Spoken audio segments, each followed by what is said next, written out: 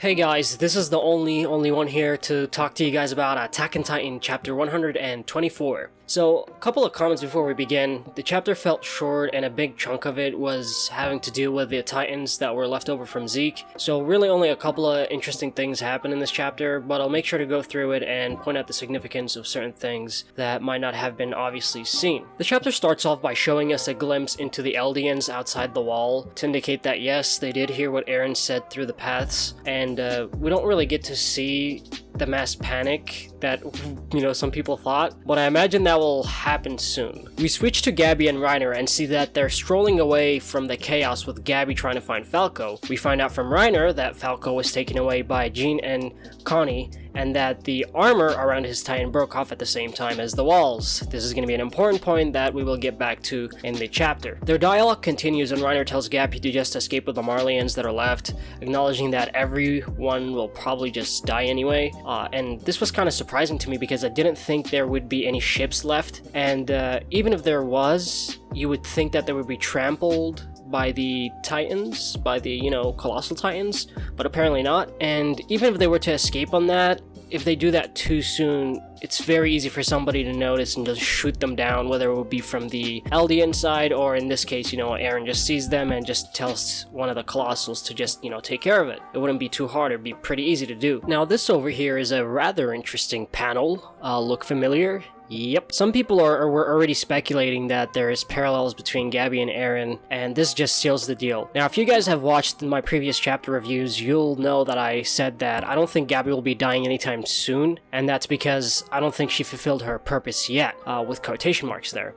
I'll make sure to tell you guys about my theory about what I think Gabi's role or purpose is. Just hang on, we're gonna get there. Next, we get to see a dialogue between Jean, Connie, and Armin, and I have to say that I'm kind of disappointed we didn't get any dialogue from Mikasa, especially after last chapter where she was the narrator. It would have been interesting to see her thoughts on what she thinks of what Eren will do. That would have been really cool. Or, what she thinks of what's going on. Does she care? Does she not? That would have been just interesting to know, but we didn't get that, so it is what it is. Now, I gotta say I'm really liking Jean because of how level-headed he is and how analytical of the situation he is. The most striking thing that he says in the conversation is, the thing those guys across the ocean feared the most has happened because they decided that we were devils and tried to kill us all. And it's very easy to see the irony in this. This is what you call a self-fulfilling prophecy.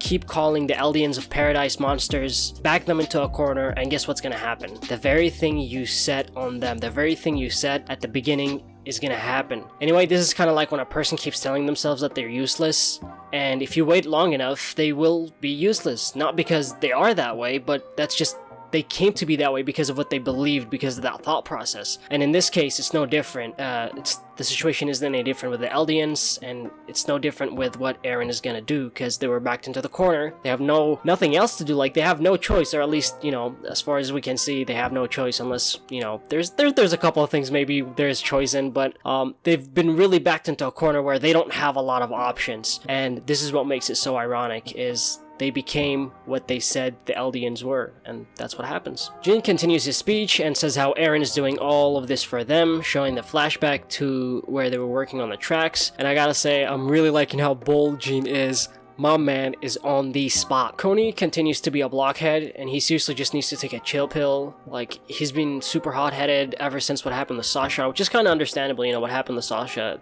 People will get angry, but he just needs to relax now, and I don't think Falco will get eaten, as I also believe he still hasn't fulfilled his purpose to die. I genuinely think Falco will be a part of the plan that will try to convince or do something about Eren's rumbling. A good chunk of the chapter goes to the Eldians trying to deal with the Titans. Now, this is kind of a bummer and a low point because it seems very weird to me that Eren can't control those Titans and undo their transformation. It would make a lot of sense, but he hasn't done so. Like, why? I'm not sure if it's that he didn't do it or just couldn't do it. I guess we'll find out about the extent of the Founder Titan powers soon, and we'll figure this out. Because if you can't really just control all Titans like that, that really shows how OP we thought the Founder Titan is, but is actually not that OP.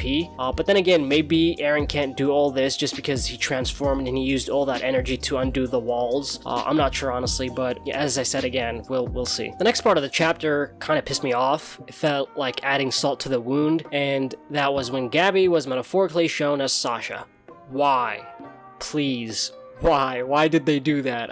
Oh my god, like, pissed me off so much. I was like, Ugh. Okay, but I will give credit to Gabi for taking out that time with just a rifle. That was pretty cool. We get to see this dialogue with Kaya and Gabi, and thank the Lord that we get some good character development for Gabi. She finally realizes that the brainwashing done by Marley isn't true, which is certainly a welcome development considering that I think that she's gonna be a part of the plan that will try to do something about what Eren plans to do. Skipping over the soldiers being badasses and taking care of the Titans, I gotta give it to them. It's great that they took care of the Titans so easily. We do get the death of Pixies, which further puts people like Levi, Hanji, Armin, and even Jean in the position to lead with the matters at hand. Now, the surprising bit about this panel here is that Onion Kapon, oh god, I was butchered that. That was Onion Kapon, I think that's how you say it. Is he not an alien?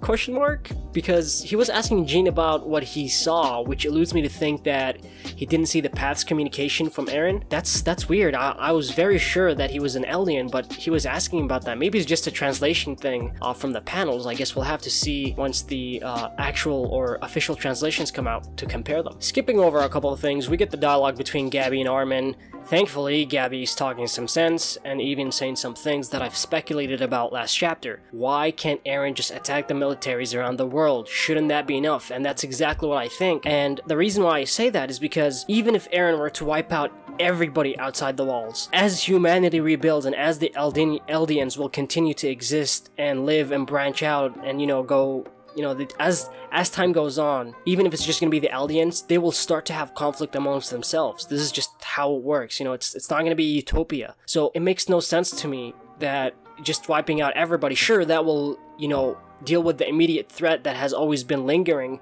with the Eldians, but I don't think it will deal with it forever. I mean, the Eldians will just, branch out and then they will start to have infighting. And obviously we've already seen some of that happening here within the Eldians. Remember that at the beginning of Attack on Titan, we're told that the Titans were possibly there just so that they can unite humanity. But obviously we saw that wasn't true. So I'm not sure about that. I don't know what to say, but what I can say is that I think it makes more sense to wipe out the militaries, especially considering if you just wipe out the militaries, I think it'd be hard to say that would be a genocide. That would just be purely a defensive war. But if you were to kill everybody outside the wall, then obviously that's going to be genocide, and genocide bad, Eren bad. Now the grand part of the chapter comes, and we see that Annie is finally back in the game. What will she do? I have no idea. The only thing that I can possibly think that is going to happen with her is that she's going to join the plan with the main players of the Eldians plus the Marleyans. They're going to join together. Yeah, I know, it's kind of crazy. Just hear me out. I think they will try to get Armin to talk with Eren to change his plan, or maybe get, Armin and the people that are really close to him, somehow get them close enough to Eren to where they can talk to him about this and what's going on. Or if not, maybe try and put a stop to it. I think Gabi, Falco, Annie, and Reiner will be all a part of that plan, and maybe even Hanji and Levi, when they get back into the scenes, they'll be a part of that plan to try and deal with Eren so that he doesn't, just kill everybody outside the walls, because, as Armin said, it's genocide. That's what it is. And unfortunately, while I do love Eren and I do love his character, man, I don't think I can support that. That's all there was to this chapter. We do still have some questions unanswered though, like what the hell happened to Zeke? Where's Hanji and Levi right now? I also think that Falco, with some people, will be against any plan to change Eren's mind, let alone to stop him from executing his plan. So it'll be interesting to see what happens between them. I think he's gonna have to be dealt with and possibly killed. We'll see where that goes though. Anyways guys, let me know what your thoughts and speculation down below. I always enjoy reading them and engaging with you guys. Don't forget to like, subscribe, comment, all that good stuff. OnlyOne out.